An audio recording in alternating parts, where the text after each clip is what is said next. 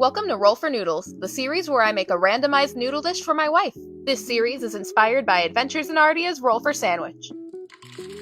Let's start off with our roll for noodle shape. That's a 9 for Boldak, and since Kelly's heartburn is acting up, I'm gonna skip using the as intended cantrip today in hopes we get a less spicy sauce. Let's see what sauce that is. That's a 6 for pesto. Next up, we'll roll for our veggies. A 3 and a 6, corn and onions. Now let's roll for protein. We've got a 3 for lentils. Next up is our D20 pastability. That's a 10, no pastability. And last is our finishing touch.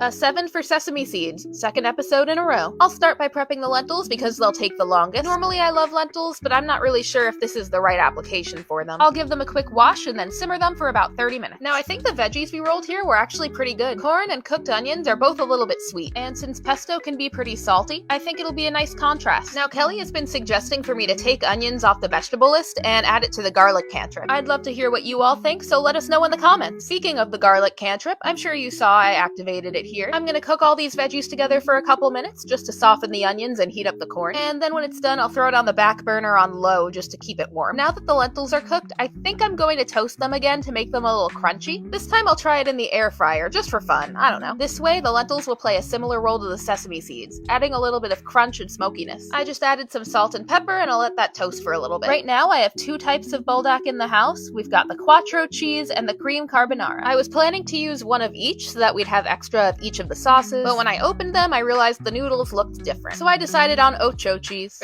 Double Quattro cheese. I really like Buldak noodles, Kelly's not a huge fan, and the noodle expert, well... Can you pump? Good boy! Now can you give me this pump? Yeah! Good boy! Oh.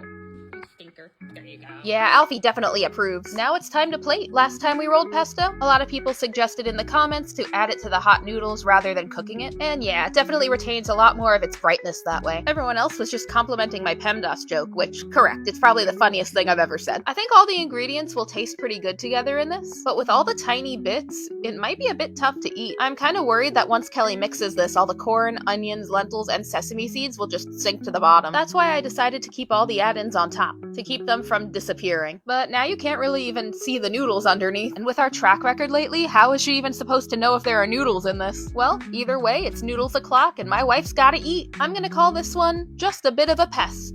Oh, in reference to all the bits, and its difficulty to eat, and the pesto. Jokes are always funnier when you have to explain them, but it's not up to me. Whoa. Cheers.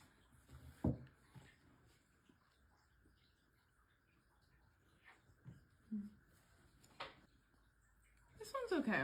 It's not best, not the worst.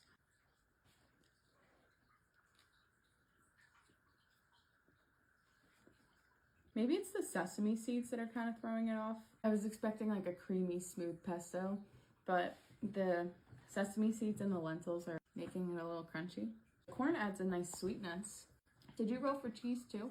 No, Pesto tastes cheesy. it's because there's Parmesan cheese in pesto.